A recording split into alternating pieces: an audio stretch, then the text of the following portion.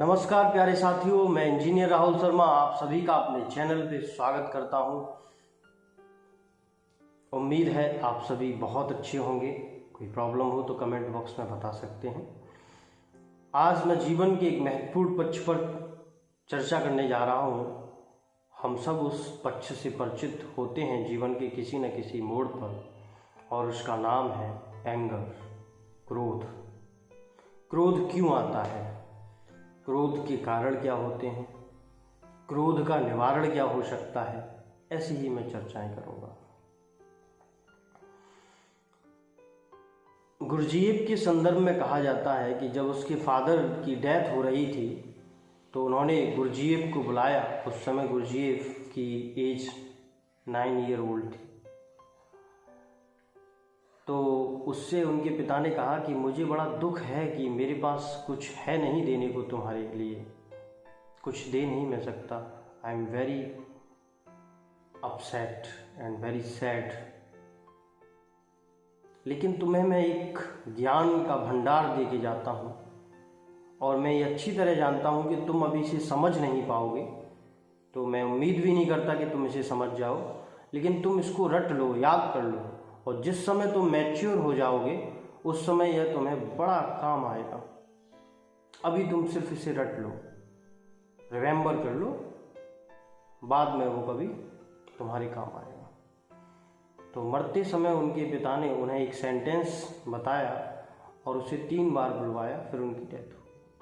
वो सेंटेंस था कि अगर तुम्हें कभी गुस्सा आ जाए या सामने वाला कभी तुम पर गुस्सा करे तो तुम उस समय उसकी प्रतिक्रिया, रिएक्शन नहीं करोगे। तुम कहोगे मैं कल करूँगा, आफ्टर 24 आवर्स।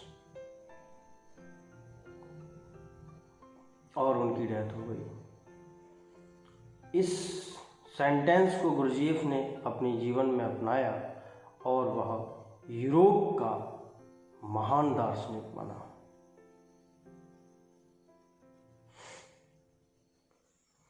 अपने जीवन के बारे में मैं बताता हूँ। आज की ही घटना है। मेरे पिताजी ने मुझसे कुछ काम करने के लिए कहा, जैसे कि वो कहते ही हैं, पिता का धर्म है कि पुत्र से वह कुछ कार्य की अपेक्षा करें। अगर पुत्र कर सकता है तो ठीक है। मैंने स्पष्टता से मना कर दिया कि मैं नहीं कर पाऊँगा। जब मैंने मना कर दिया तो उन्होंने दोबारा मुझसे पूछा भी नहीं कि क्यों नहीं कर पाओगे, और वो अपना काम जैसे रोज़ करते हैं करते चले गए।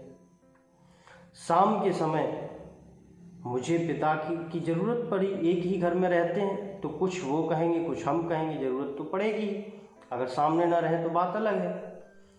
तो मैंने कुछ कहा अपने पिता से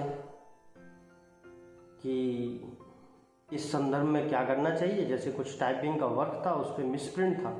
तो मैंने उनसे कहा कि इसमें मुझे थोड़ा बताइए, ये मिसप्रिंट मुझे लग रहा है। तो उन्होंने कहा मैं नहीं जानता, मैं नहीं कर पाऊँगा।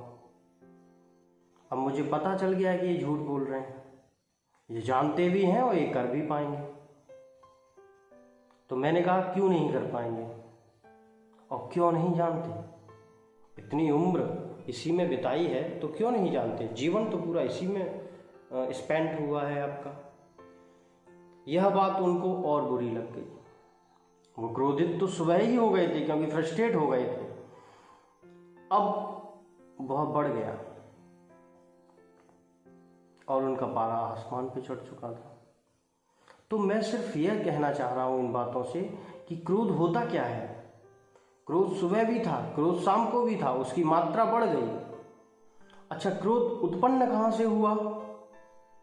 तो क्रोध उत्पन्न होता है जब हम कुछ चाहते हैं और उसके अकॉर्डिंग कुछ नहीं होता। उन्होंने चाहा कि वो कुछ काम करने के लिए कहें तो उनका पुत्र सहर्ष उस काम को कर दे। अगर मैं मना कर देता हूँ या काम करता हूँ लेकिन काम चोरी भी करता हूँ, या काम करता हूँ पूरे मन से नहीं करता, उनकी चाहत थी कि मैं एकदम राम की तरह काम करूँ, पुत्र आज्ञाकारी होना चाहिए। और जब ऐसे काम नहीं होता तो ये क्रोध पैदा करते हैं। जिस लेवल पर चाहत का विरोध होता है उस लेवल पे क्रोध आता है। और जैसी हमारी चाहत की तीव्रता होती है उतनी ही क्रोध की तीव्रता होती है। क्या ऐसा नहीं होता जीवन में? क्रोध क्या है? क्रोध एक घर्षण है, फ्रिक्शन है। हमारी चाहत का जहां जहां विरोध होता है वहां वहां क्रोध पैदा होता है। क्या ऐसा नहीं है? इसके अतिरिक्त और कोई क्रोध होता है? इसके अतिरिक्त और कोई क्रोध नहीं है। एक ही प्रकार का क्रोध है और वह यह है कि हमने जैसा चाहा वैसा न हुआ। जैसा जैसा हम चाह रहे थे जब वैसा वैसा नहीं होता तो क्रोध पैदा हो जाता है।